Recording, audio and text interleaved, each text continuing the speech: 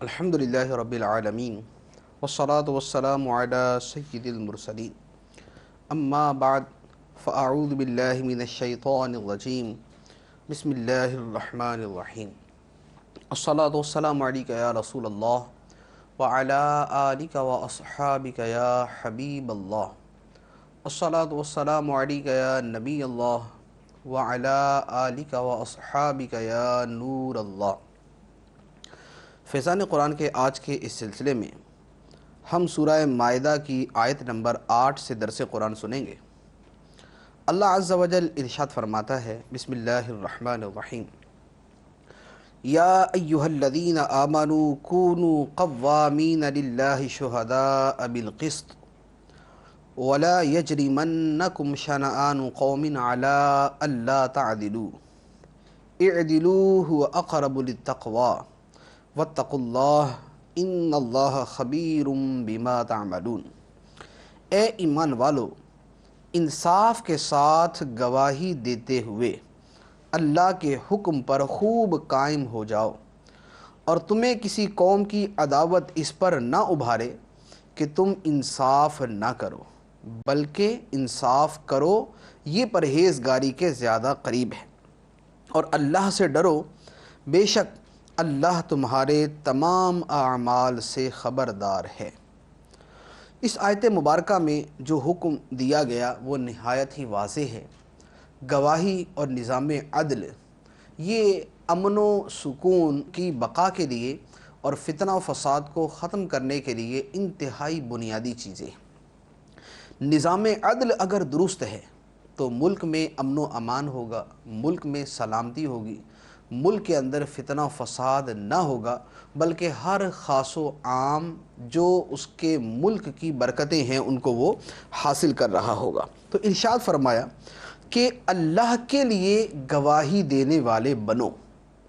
اس سے سمجھ آتا ہے، اور اس میں جس چیز کی طرف ہمیں سمجھایا گیا ہے وہ یہ ہے کہ کسی بھی طرح کی رعایت اور کسی بھی طرح کا لحاظ انصاف سے ہمارے قدموں کو ہٹانے نہ پائے، بلکہ اللہ کے لیے انصاف پر مبنی گواہی دینی چاہیے۔ پھر اسی بات کو مزید وضاحت کے ساتھ ارشاد فرمایا، وَلَا يَجْرِمَنَّكُمْ شَنَآنُ قَوْمٍ عَلَىٰ أَلَّا تَعْدِلُوا۔ کسی قوم کی دشمنی تمہیں اس بات پر نہ ابھارے کہ تم عدل نہ کرو، تم انصاف نہ کرو، کیونکہ عدل سے معنی یا تو کسی کے ساتھ اچھا تعلق ہو سکتا ہے یا کسی کے ساتھ برا تعلق ہو سکتا ہے۔ اچھا تعلق ہے تو آدمی اس کی حمایت کرے گا، برا تعلق ہے تو آدمی اس کے خلاف چلے گا۔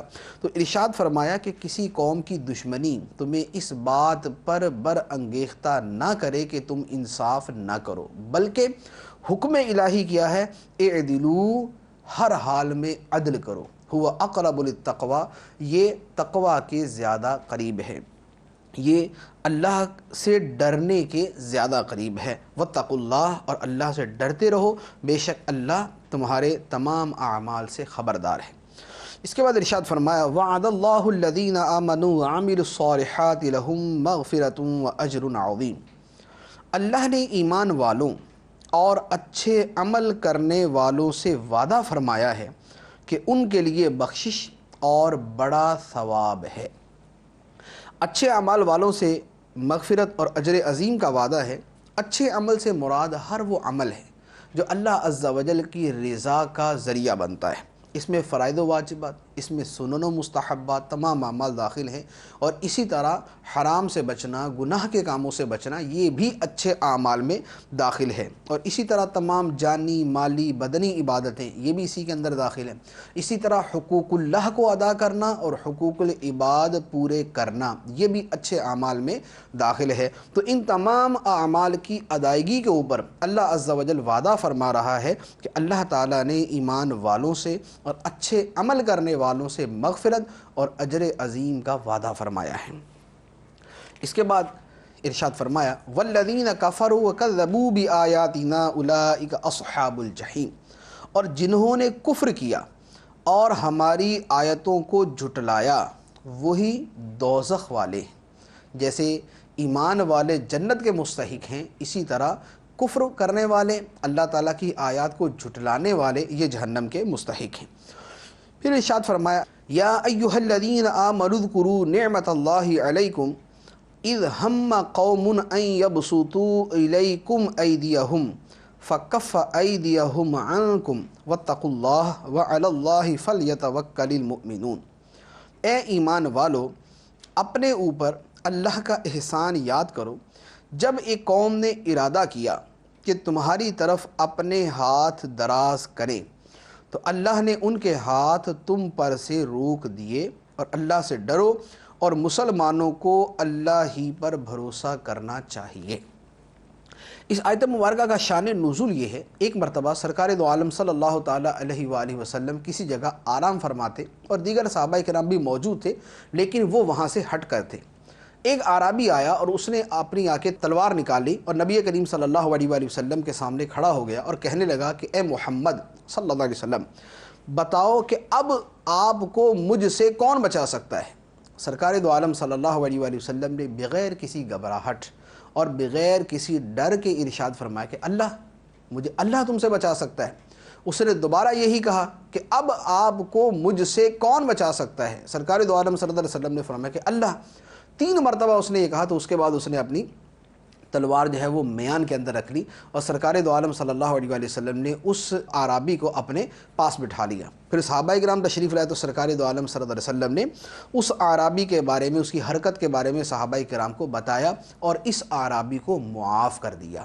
تو چونکہ یہاں پر اللہ تعالیٰ کی مدد شامل حال ہوئی تھی تو اس پر ارشاد فرمایا کہ اللہ کی نعمت یاد کرو جب ایک قوم نے ارادہ کیا کہ وہ اپنے ہاتھ تمہاری طرف بڑھائیں تو اللہ تعالیٰ نے ان کے ہاتھ تم پر سے روک دیے۔ تو یہ اللہ تعالیٰ کا احسان تھا جسے یاد کرنے کا حکم دیا گیا۔ اس کے بعد ارشاد فرمایا وَلَقَدْ أَخَذَ اللَّهُ مِيثَاقَ بَنِي إِسْرَائِيلَ وَبَعَثْنَا مِنْهُمُ 12 نَقِيبًا وَقَالَ اللَّهُ إِنِّي مَعَكُمْ لَئِنْ أَقَمْتُمُ الصَّلَاةَ وَآتَيْتُمُ الزَّكَاةَ وَآمَنْتُمْ بِرُسُلِي وَعَزَّرْتُمُوهُمْ وَأَقْرَضْتُمُ اللَّهَ قَرْضًا حَسَنًا لَأُكَفِّرَنَّ عَنْكُمْ سَيِّئَاتِكُمْ وَلَأُدْخِلَنَّكُمْ جَنَّاتٍ تَجْرِي مِنْ تَحْتِهَا الْأَنْهَارُ فَمَنْ كَفَرَ بَعْدَ ذَلِكَ مِنْكُمْ فَقَدْ ضَلَّ سَوَاءَ السَّبِيلِ۔ اور بے شک اللہ نے بنی اسرائیل سے عہد لیا اور ہم نے ان میں 12 سردار قائم کیے، اور اللہ نے فرمایا بے شک میں تمہارے ساتھ ہوں اگر تم نماز قائم رکھو اور زکوٰۃ دیتے رہو اور میرے رسولوں پر ایمان لاؤ اور ان کی تعظیم کرو اور اللہ کو قرض حسن دو تو بے شک میں تم سے تمہارے گناہ مٹا دوں گا اور ضرور تمہیں ان باغوں میں داخل کروں گا جن کے نیچے نہریں جاری ہیں۔ تو اس عہد کے بعد تم میں سے جس نے کفر کیا تو وہ ضرور سیدھی راہ سے بھٹک گیا۔ اس آیت مبارکہ میں جو کچھ بیان کیا گیا ہے اس کو سمجھنے کے لیے، اس کا مفہوم سمجھنے کے لیے اس کا جو سیاق و سباق ہے اس کو میں بیان کرتا ہوں۔ سیاق و سباق یہ ہے کہ اللہ عز و جل نے حضرت موسیٰ علیہ السلام کو حکم دیا کہ آپ اپنی قوم کو لے کر ارض مقدس یعنی بیت المقدس کی طرف جائیں اور وہاں جو لوگ ہیں ان سے آپ جہاد کریں اور اپنی قوم کے ہر قبیلے کا ایک سردار مقرر کر دیں۔ تو یوں 12 قبیلے تھے، ان کے 12 سردار بن جائیں گے۔ پھر آپ ان کے ساتھ جا کر بیت المقدس میں جہاد کریں تو اللہ تعالیٰ تمہاری مدد کرے گا، تمہیں فتح و نصرت سے نوازے گا، اور اللہ تعالیٰ نے تمہارے لیے اس جگہ کو بطور رہائش کے پسند فرما لیا ہے۔ یہ کہہ کر اللہ عز و جل نے حضرت موسیٰ علیہ السلام کو حکم دیا۔ موسیٰ علیہ السلام نے اپنی قوم کے اندر 12 افراد کو منتخب کیا اور ان کو بھیجا کہ تم جا کر دشمنوں کے احوال معلوم کرو، کتنی طاقت ہے، کتنی قوت ہے، کیسا مقابلہ ہوگا، لیکن واپس آ کر اپنی قوم کو نہیں بتانا، مجھے بتانا۔ یہ 12 سردار گئے، انہوں نے جا کے وہاں کے جب حالات دیکھے تو وہاں کے رہنے والے لوگ جو ہے وہ لمبے چوڑے، طاقتور، قوت والے اور بڑے بڑے جبارین قسم کے لوگ تھے۔ یہ واپس آئے اور ان میں سے 2 افراد کے علاوہ سب نے اپنی قوم کو بتا دیا کہ وہ آدمی کیسے ہیں۔ قوم پہلے بزدل تھی اور زیادہ بزدل ہو گئے۔ 2 آدمی، ایک کالب بن یوقنا اور دوسرے یوشع بن نون، یہ 2 حضرات تھے جو اپنے عہد پر قائم رہے اور انہوں نے صرف حضرت موسیٰ علیہ السلام کو آ کر بتایا، کسی اور کو نہ بتایا۔ تو یہ وہ سیاق و سباق ہے جس میں اللہ عز و جل نے یہاں ارشاد فرمایا۔ تو اب خلاصہ کلام یہ بنا کہ بے شک اللہ نے بنی اسرائیل سے عہد لیا۔ عہد کیا تھا کہ اللہ کی عبادت کریں اس کے ساتھ کسی کو شریک نہ کریں، توریت کے احکام کی پیروی کریں۔ یہ ایک بات ہوئی۔ دوسری بات کہ پھر قوم جبارین سے جہاد کے لیے ان میں 12 سردار قائم کیے گئے، اور اللہ عز و جل نے ان سے فرمایا کہ میں تمہارے ساتھ ہوں اور میں تمہاری مدد کروں گا، اگر تم راہ خدا میں جہاد کرو گے تو میں تمہاری مدد کروں گا۔ اس کے بعد پھر چند چیزیں مزید ارشاد فرمایا کہ اگر تم نماز قائم رکھو اور زکوٰۃ دیتے رہو اور میرے رسولوں پر ایمان لاؤ اور میرے رسولوں کا ادب کرو، ان کی تعظیم کرو اور اللہ کو قرض حسن دو، یعنی اس کی راہ میں خرچ کرو، تو فرمایا کہ میں تمہیں بشارت دیتا ہوں کہ میں تم سے تمہارے گناہ معاف کر دوں گا اور تمہیں جنت میں داخلہ عطا کروں گا۔ تو یہ اللہ عز و جل نے بنی اسرائیل سے وعدہ فرمایا، رسولوں پر ایمان لانے کا، توریت پر عمل کرنے کا، اللہ عز و جل کی عبادت کرنے کا، نبیوں کی تعظیم اور ان کا ادب کرنے کا، نماز قائم کرنے کا، زکوٰۃ دینے کا اور راہ خدا میں خرچ کرنے کا، اور اس کے اوپر جنت کی بشارت اور جہنم سے نجات کی بشارت دی گئی۔ لیکن نتیجہ کیا ہوا؟ نتیجہ اگلی آیت کے اندر بیان فرمایا، ارشاد فرمایا فَبِمَا نَقْضِهِمْ مِيثَاقَهُمْ لَعَنَّاهُمْ وَجَعَلْنَا قُلُوبَهُمْ قَاسِيَةً يحرفون الكلم عن مواضعه ونسوا حظا مما ذكروا به ولا تزال تطلع على خائنة منهم إلا قليلا منهم فاعف عنهم واصفح إن الله يحب المحسنين۔ تو ان کے عہد توڑنے کی وجہ سے ہم نے ان پر لعنت کی اور ان کے دل سخت کر دیے، وہ اللہ کی باتوں کو ان کے مقامات سے بدل دیتے ہیں، اور انہوں نے ان نصیحتوں کا بڑا حصہ بھلا دیا جو انہیں کی گئی تھیں، اور تم ان میں سے چند ایک کے علاوہ سب کی کسی نہ کسی خیانت پر مطلع ہوتے رہو گے، تو انہیں معاف کر دو اور ان سے درگزر کرو، بے شک اللہ احسان کرنے والوں سے محبت فرماتا ہے۔ تو اس آیت میں بیان کیا گیا کہ بنی اسرائیل سے جو عہد لیا گیا تھا، ان سے جو میثاق کیا گیا تھا، انہوں نے اس کو پورا نہ کیا۔ چنانچہ 20 مقامات پر حضرت موسیٰ علیہ السلام کی نافرمانی کی۔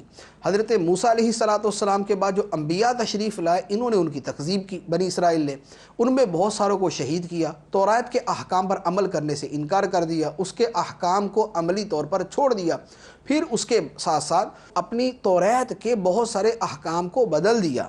نبی کریم علیہ السلام کی شان کے بارے میں، آپ کی نبوت کے بارے میں، آپ کی تشریف آوری کے بارے میں جو آیتیں تھیں ان کو بدل دیا۔ تو یہ سارے کے سارے جرائم انہوں نے کیے اور اپنی نصیحتوں کا بہت سارا حصہ بھلا دیا۔ تو سرکار دو عالم صلی اللہ علیہ وآلہ وسلم کو ارشاد فرمایا گیا کہ ان کے ان حرکتوں اور ان کے ان اعمال کی وجہ سے اللہ عز و جل نے ان پر لعنت کی اور ان کے دلوں کو سخت کر دیا۔ پھر سرکار صلی اللہ علیہ وسلم کو ارشاد فرمایا گیا کہ آپ ان میں سے بہت سارے لوگوں کی خیانتوں پر مطلع ہوتے رہیں گے، کیونکہ خیانت کرنا، بددیانتی کرنا ان کی فطرت میں ہے، تو یہ آپ کو دھوکہ دیتے رہیں گے، خیانت کرتے رہیں گے، کچھ نہ کچھ گڑبڑ کرتے رہیں گے۔ لیکن فرمایا کہ فاعف عنہم واصفح، آپ ان کو معاف کرتے رہیں اور ان سے درگزر کرتے رہیں۔ تو یہ ایک اس کی اپنی وہ حدود و قیود تھی جس کے اندر اس کو بیان کیا گیا، اور فرمایا کہ اللہ تعالیٰ احسان کرنے والوں کو پسند کرتا ہے۔ یہاں پر جو معافی کرنے کا فرمایا گیا، اس کے بارے میں ایک قول تو یہ ہے کہ ان میں سے جو ایمان لانے والوں کی تھوڑی سی تعداد ہے تو یہ خائن نہیں ہے۔ یہ تو آیت مبارکہ میں فرمایا الا قلیلا منہم، مگر ان میں سے تھوڑے کہ وہ خیانت کرنے والے نہیں ہیں۔ تو ان لوگوں سے جو کچھ پہلے سرزد ہوا اس پر گرفت نہ کرو، ایک مفہوم یہ ہے۔ اور دوسرا مفسرین نے مفہوم یہ بیان کیا گیا کہ یہ اس قوم کے بارے میں نازل ہوئی جنہوں نے پہلے سرکار علیہ السلام سے عہد کیا پھر توڑ دیا۔ اللہ تعالیٰ نے سرکار صلی اللہ علیہ وسلم کو اس پر مطلع کیا اور یہ آیت نازل فرمائی۔ اس صورت میں معنی یہ ہے کہ ان کی عہد شکنی سے درگزر کیجئے جب تک وہ جنگ سے باز رہیں اور جزیہ ادا کرنے سے منع نہ کریں۔ اس کے بعد ارشاد فرمایا وَمِنَ الَّذِينَ قَالُوا إِنَّا نَصَارَى أَخَذْنَا مِيثَاقَهُمْ فَنَسُوا حَظًّا مِّمَّا ذُكِّرُوا بِهِ فَأَغْرَيْنَا بَيْنَهُمُ الْعَدَاوَةَ وَالْبَغْضَاءَ إِلَى يَوْمِ الْقِيَامَةِ وَسَوْفَ يُنَبِّئُهُمُ اللَّهُ بِمَا كَانُوا يَصْنَعُونَ۔ اور جنہوں نے دعویٰ کیا کہ ہم نصارہ ہیں، ان سے ہم نے عہد لیا تو وہ ان نصیحتوں کا بڑا حصہ بھلا بیٹھے جو انہیں کی گئی تھی، تو ہم نے ان کے درمیان قیامت کے دن تک کے لیے دشمنی اور بغض ڈال دیا، اور عنقریب اللہ انہیں بتا دے گا جو کچھ وہ کرتے تھے۔ پہلے یہودیوں کا تذکرہ ہوا، اب عیسائیوں کا تذکرہ۔ فرمایا کہ وہ لوگ جو کہتے ہیں کہ ہم نصارہ ہیں، نصارہ کا مطلب مددگار، جو یہ کہتے ہیں کہ ہم مددگار ہیں، ہم دین خدا کے مددگار ہیں، فرمایا کہ ہم نے ان سے بھی عہد لیا، لیکن اپنے عہد کا بہت سارا حصہ انہوں نے بھی بھلا دیا، انہوں نے بھی چھوڑ دیا۔ تو فرمایا کہ ہم نے ان کے درمیان قیامت کے دن تک عداوت اور بغض ڈال دیا۔ ان عیسائیوں کے اندر بغض اور عداوت قیامت کے دن تک کے لیے ڈال دی۔ چنانچہ عیسائیوں کے اندر بہت سارے فرقے، وہ آپس کے اندر ایک دوسرے کے دشمن اور ایک دوسرے سے نفرت اور عداوت رکھنے والے، اور اسی کا نتیجہ کہ انہی کی خرابیوں کے نتیجے میں دو عالمی جنگیں جو ہیں وہ دنیا کے اندر وقوع پذیر ہوئیں۔ تو یہ عیسائی مختلف فرقوں کے اندر بٹے ہوئے اور مختلف جماعتوں اور ٹکڑوں کے اندر بٹے ہوئے، اور ان کے درمیان وہ دشمنی موجود ہے، جس کو کبھی چھپانے کے اندر یہ کامیاب ہو جاتے ہیں، لیکن وہ دشمنی موجود ہوتی ہے، اور کبھی جس کا اظہار بھی ہو جاتا ہے۔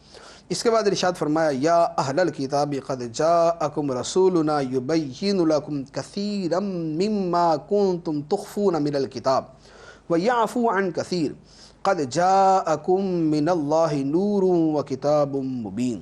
اے اہل کتاب، بے شک تمہارے پاس ہمارے رسول تشریف لائے، وہ تم پر بہت سی وہ چیزیں ظاہر فرماتے ہیں جو تم نے اللہ کی کتاب سے چھپا ڈالی تھی، اور بہت سی معاف فرما دیتے ہیں۔ بے شک تمہارے پاس اللہ کی طرف سے ایک نور آ گیا اور ایک روشن کتاب۔ اس آیت مبارکہ میں یہودی اور عیسائی سب سے خطاب کیا گیا، اور سب کو ارشاد فرمایا گیا کہ اے اہل کتاب، تمہارے پاس ہمارے رسول محمد صلی اللہ علیہ وآلہ وسلم تشریف لا چکے، تم بہت ساری چیزیں جو چھپاتے تھے، رجم کا حکم، شریعت کے احکام، ان کی شان جو تم چھپاتے تھے، یہ نبی اس کو ظاہر کرتے ہیں، اور تمہاری بہت ساری خامیاں وہ ہیں جن کو یہ نبی معاف فرما دیتے ہیں، جن کو یہ نبی درگزر کر دیتے ہیں۔ تو جب تمہارے پاس اتنے عظمت والے رسول تشریف لا چکے ہیں تو اب ان کی مخالفت نہ کرو، بلکہ ان کے دامن کرم سے وابستہ ہو جاؤ۔ پھر سرکار دو عالم صلی اللہ علیہ وآلہ وسلم کی ایک عظیم شان اور ایک عظیم صفت کا بیان فرمایا، ارشاد فرمایا، قد جاءکم من اللہ نور وکتاب مبین۔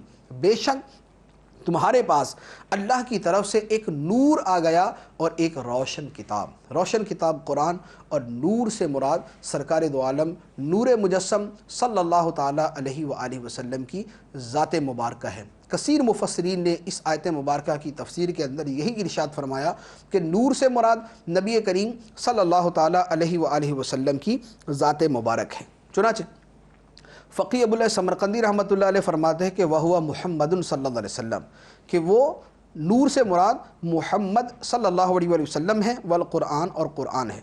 اور امام بغوی فرماتے ہیں یعنی محمدن صلی اللہ علیہ وسلم، اس سے مراد محمد صلی اللہ علیہ وسلم ہے۔ اور علامہ خازن فرماتے ہیں یعنی محمدن صلی اللہ علیہ وسلم انما سماہ اللہ نورا لانہ یہتدی بہ کما یہتدی بالنور فی الظلام، کہ اس سے مراد نبی کریم صلی اللہ علیہ وآلہ وسلم کی ذات مبارک ہے، اور آپ کو نور کا لقب اللہ عز و جل نے اس لیے عطا فرمایا کہ آپ کے ساتھ اسی طرح روشنی اور ہدایت حاصل کی جاتی ہے جس طرح اندھیروں کے اندر روشنی سے رہنمائی حاصل کی جاتی ہے۔ اس کے علاوہ اور بہت سارے مفسرین ہیں جنہوں نے یہی بات ارشاد فرمائی کہ نور سے مراد نبی کریم صلی اللہ علیہ وآلہ وسلم کی ذات مبارک ہے، اور خود سرکار مدینہ صلی اللہ تعالیٰ علیہ وآلہ وسلم نے یہی ارشاد فرمایا۔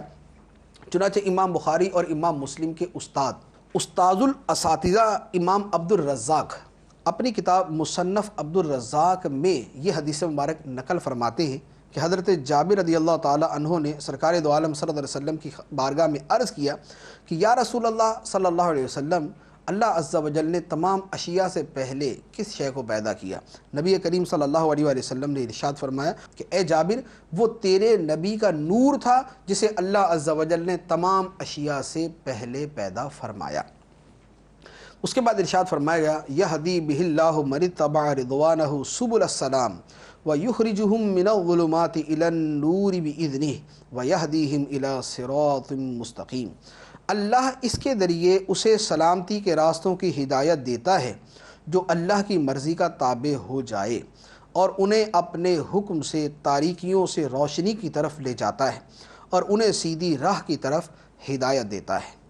اس آیت کے بارے میں ایک قول یہ ہے جو راجح ہے کہ اس سے مراد قرآن پاک ہے، کہ قرآن پاک کی یہ شان بیان کی گئی کہ اللہ تعالیٰ اس کے ذریعے سلامتی کے راستوں کی طرف رہنمائی فرماتا ہے اس شخص کی جو اللہ کی رضامندی کی پیروی کرتا ہے، جو اللہ کی رضامندی کے پیچھے چلتا ہے۔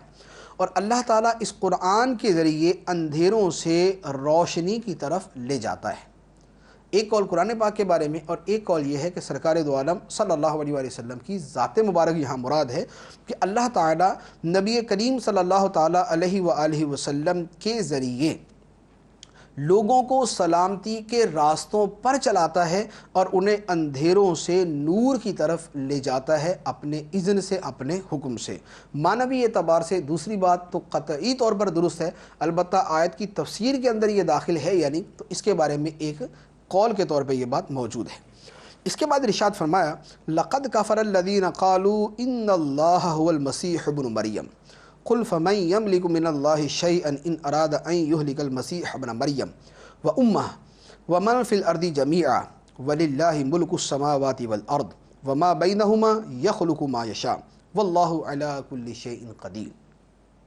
بے شک وہ لوگ کافر ہو گئے جنہوں نے کہا کہ اللہ ہی مسیح بن مریم ہے۔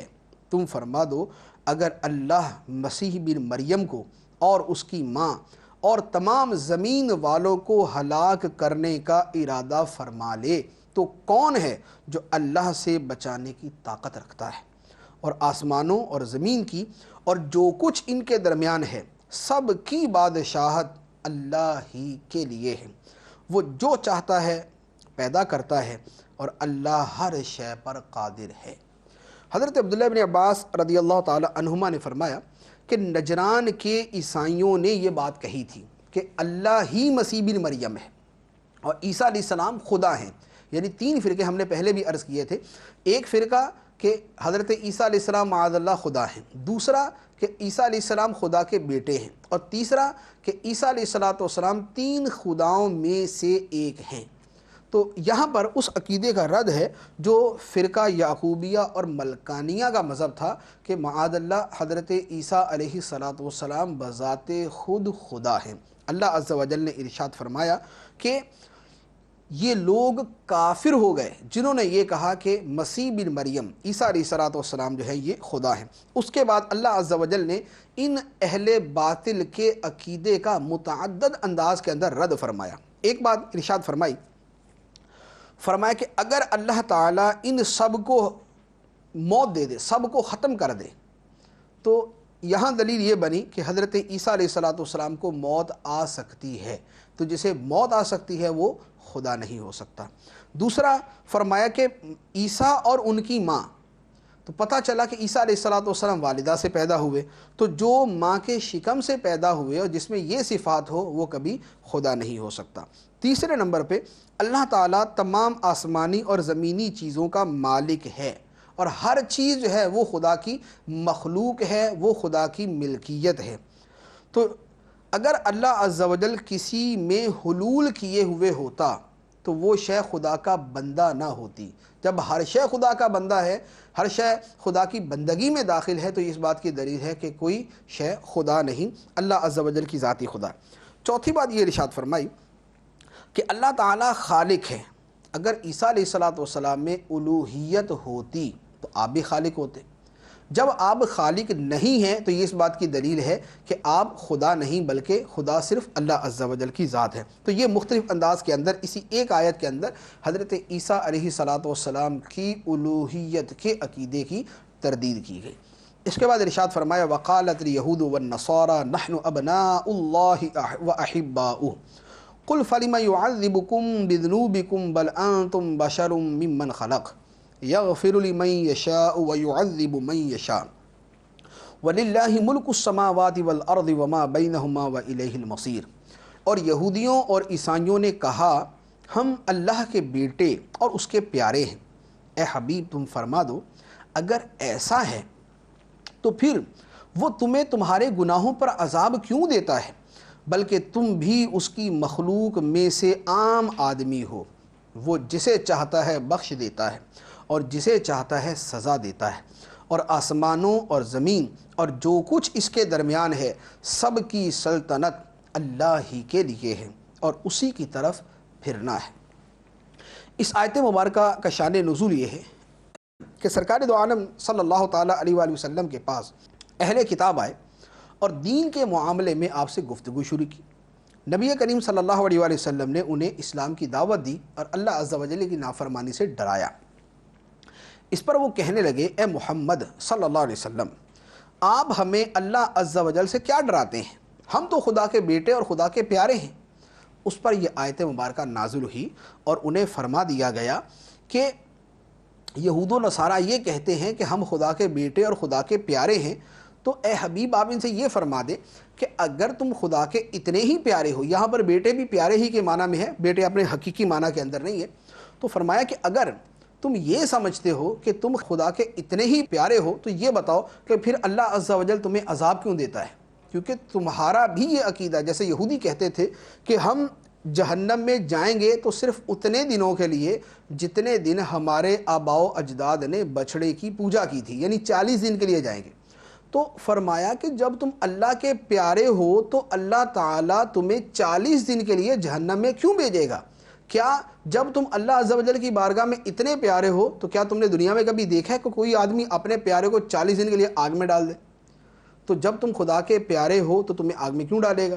تو یہ تمہارا خود ہی اس بات کا اقرار کرنا کہ 40 دن کے لیے ہم بھی جہنم میں جائیں گے، یہ اس بات کی دلیل ہے کہ تم اللہ کے پیارے نہیں ہو، بلکہ بل انتم بشر ممن خلق، تم بھی اللہ کی مخلوق میں سے عام آدمی ہو۔ اور اللہ عز و جل کا بندوں کے بارے میں کیا فیصلہ ہے؟ یغفر لمن یشاء ویعذب من یشاء، جسے چاہتا ہے وہ بخش دیتا ہے اور جسے چاہتا ہے وہ سزا دیتا ہے۔ تو یہ اس کا عدل ہے اور یہ اس کا فضل ہے۔ وَلِلَّهِ مُلْكُ السَّمَاوَاتِ وَالْأَرْضِ، اور اللہ ہی کی ملکیت ہے آسمانوں اور زمین کی، بادشاہت اور جو کچھ ان کے درمیان ہے سب کی، وَإِلَيْهِ الْمَصِيرُ، اور اسی کی طرف پھرنا ہے۔ تو یہ یہودیوں کا عقیدہ تھا کہ عمل کوئی نہیں کرنا، عقیدہ صحیح ہو یا نہ ہو، اپنے آپ کو بخشا بخشایا سمجھنا۔ تو عمل سے بے پرواہ ہو کر، حق سے روگردانی کر کے اپنے آپ کو بخشا ہوا سمجھنا، یہ یہود و نصارہ کا طریقہ ہے، مسلمانوں کا طریقہ نہیں۔ اس کے بعد ارشاد فرمایا، یا اہل الکتاب قد جاءکم رسولنا یبین لکم علی فترۃ من الرسل ان تقولوا ما جاءنا من بشیر ولا نذیر فقد جاءکم بشیر ونذیر واللہ علی کل شیء قدیر۔ اے کتاب والو، بے شک تمہارے پاس ہمارے رسول تشریف لائے، وہ رسولوں کی تشریف آوری بند ہو جانے کے عرصہ بعد تم پر ہمارے احکام ظاہر فرما رہے ہیں، تاکہ تم یہ نہ کہو کہ ہمارے پاس تو کوئی خوشخبری دینے والا اور ڈر سنانے والا آیا ہی نہیں۔ تو بے شک تمہارے پاس خوشخبری دینے والے اور ڈر سنانے والے تشریف لا چکے، اور اللہ ہر شے پر قادر ہے۔ اس آیت مبارکہ میں اللہ عز و جل نے اہل کتاب کو اپنے عظیم ترین احسان کی طرف توجہ دلائی کہ حضرت عیسیٰ علیہ السلام کے بعد سے نبی کریم صلی اللہ تعالیٰ علیہ وآلہ وسلم تک 569 سال تک کا جو عرصہ گزرا، یہ کسی بھی رسول کی تشریف آوری سے خالی رہا، اور اس کے بعد نبی کریم صلی اللہ علیہ وآلہ وسلم کا تشریف لانا، اس کی کیا حیثیت ہے؟ یہ تو ایسے ہے جیسے شدید پیاس میں خوشگوار جاں بخش ٹھنڈا پانی، یا شدید گرمی، تپش اور حبس کے اندر خوشگوار بارش۔ تو ایسی انتہائی حاجت کے وقت اللہ عز و جل نے تم پر جو عظیم نعمت بھیجی ہے، تمہیں تو اس کی قدر کرنی چاہیے، تمہیں تو اس کے دامن سے وابستہ ہونا چاہیے، نہ یہ کہ تم ان کا انکار کرنے لگو۔ تو اللہ عز و جل نے تمہیں یہ رسول اس لیے بھیجے تاکہ تمہیں یہ کہنے کا موقع نہ ملے کہ ہمیں تو کچھ سمجھانے والا ہی نہیں آیا، ہمیں تو کوئی بشارت دینے والا ہی نہیں آیا، ہمیں تو اللہ عز و جل کی طرف کوئی بلانے والا ہی نہیں آیا۔ اللہ عز و جل نے یہ نبی تمہاری طرف بھیج دیے، تو ان کا آنا اللہ عز و جل کی حجت کا پورا ہونا ہے، اللہ عز و جل کی طرف سے اتمام حجت ہے۔ یہاں آیت کے اندر زمانہ فطرت کا لفظ بیان فرمایا گیا۔ زمانہ فطرت وہ عرصہ ہے حضرت عیسیٰ علیہ السلام اور سرکار دو عالم صلی اللہ علیہ وسلم کے درمیان کا وہ عرصہ جس میں کوئی نبی تشریف نہ لایا، کوئی رسول تشریف نہ لایا، اس زمانے کو زمانہ فترت کہتے ہیں۔ اس زمانے والوں کا حکم یہ ہے کہ ان کے لیے صرف عقیدہ توحید ہی کافی تھا، کہ اگر ان کا صرف عقیدہ توحید ہے تو ان کی نجات کے لیے کافی ہے، جیسے سرکار دو عالم صلی اللہ علیہ وسلم کے والدین کریمین کہ وہ عقیدہ توحید پر تھے تو ان کی بخشش اور ان کی نجات کے لیے یہی کافی ہے۔ اس کے بعد ارشاد فرمایا وَإِذْ قَالَ مُوسَىٰ لِقَوْمِهِ يَا قَوْمِ اذْكُرُوا نِعْمَةَ اللَّهِ عَلَيْكُمْ إِذْ جَعَلَ فِيكُمْ أَنْبِيَاءَ وَجَعَلَكُمْ مُلُوكًا وَآتَاكُمْ مَا لَمْ يُؤْتِ أَحَدًا مِّنَ الْعَالَمِينَ۔ اور یاد کرو جب موسیٰ نے اپنی قوم سے فرمایا، اے میری قوم، اللہ کا احسان اپنے اوپر یاد کرو جب اس نے تم میں سے انبیاء پیدا فرمائے اور تمہیں بادشاہ بنایا اور تمہیں وہ کچھ عطا فرمایا جو سارے جہان میں کسی کو نہ دیا۔ یہاں حضرت موسیٰ علیہ السلام کا دوبارہ واقعہ بیان کیا کہ آپ نے اپنی قوم سے فرمایا کہ اللہ کی نعمت کو یاد کرو۔ اب وہ نعمتیں کیا کیا ہیں، یہاں پر اس کی مزید تفصیل ہے۔ نمبر 1، اللہ نے تمہارے اندر نبی بھیجے، تو نبی کی تشریف آوری اللہ کی نعمت۔ تو جیسے ہم سرکار دو عالم صلی اللہ علیہ وسلم کے میلاد مبارک کا تذکرہ کرتے تو یہ کیا ہے کہ اللہ تعالیٰ نے اپنا سب سے عظیم رسول ہمیں عطا فرمایا، تو یہ اللہ کی نعمت ہے، ہم اس نعمت کا شکرانہ ادا کرتے ہیں، ہم اس نعمت کو یاد کرتے ہیں، جو یہاں پر قوم موسیٰ کو فرمایا گیا کہ موسیٰ علیہ السلام خود اپنی قوم سے فرماتے ہیں اللہ کی نعمت کو یاد کرو جب اس نے تم میں اپنے رسول بھیجے، اپنے رسول مبعوث فرمائے۔ دوسری نعمت فرمایا کہ اس نے تمہیں بادشاہ بنایا۔ بادشاہ بنانے کا ایک مطلب تو یہ ہے کہ بنی اسرائیل کو بادشاہت ملی، غلبہ ملا، تسلط ملا، اور دوسرا معنی یہ بیان کیا گیا ہے کہ بنی اسرائیل کے اندر جس شخص کے پاس سواریاں اور خدام ہوتے تھے اسے ملک کہا جاتا تھا کہ وہ بھی بادشاہ ہے، تو یہاں پر اسی معنی کے اندر ان کو ملوک فرمایا گیا ہے۔ تیسری بات ارشاد فرمائی کہ اے بنی اسرائیل، اللہ نے تمہیں وہ چیزیں عطا فرمائی جو دنیا کے اندر کسی کو عطا نہیں فرمائی، جیسے من و سلوہ بنی اسرائیل پہ اترا، پانی کے بانا چشمے جاری ہوئے بنی اسرائیل کے لیے جاری ہوئے، تو اس طرح کی بہت ساری نعمت، دریا پھٹ گیا، فرعون غرق ہو گیا، یہ سلامتی کے ساتھ گزر گئے، یہ انہی کو عطا کیا گیا۔ تو فرمایا کہ جب اللہ تعالیٰ نے تمہیں اتنی نعمتوں سے نوازا ہے تو اللہ تعالیٰ کی ان نعمتوں کو یاد کرو۔ اب اس کے بعد جو حکم ارشاد فرمایا وہ فرمایا یا قوم ادخلوا الارض المقدسة التي كتب اللہ لکم ولا ترتدوا على ادبارکم فتنقلبوا خاسرین۔ موسیٰ نے فرمایا اے میری قوم، اس پاک سرزمین میں داخل ہو جاؤ جو اللہ نے تمہارے لیے لکھ دی ہے، اور اپنے پیٹھ پیچھے نہ پھرو کہ تم نقصان اٹھاتے ہوئے پلٹو گے۔ یہاں اب اس جہاد کا تذکرہ ہے جو اللہ تبارک و تعالی نے بنی اسرائیل کو حکم دیا تھا کہ موسیٰ علیہ السلام کی معیت میں ارض مقدس یعنی بیت المقدس میں تم داخل ہو جاؤ اور وہاں جا کر جہاد کرو، وہاں رہائش اختیار کرو، وہاں سکونت اختیار کرو۔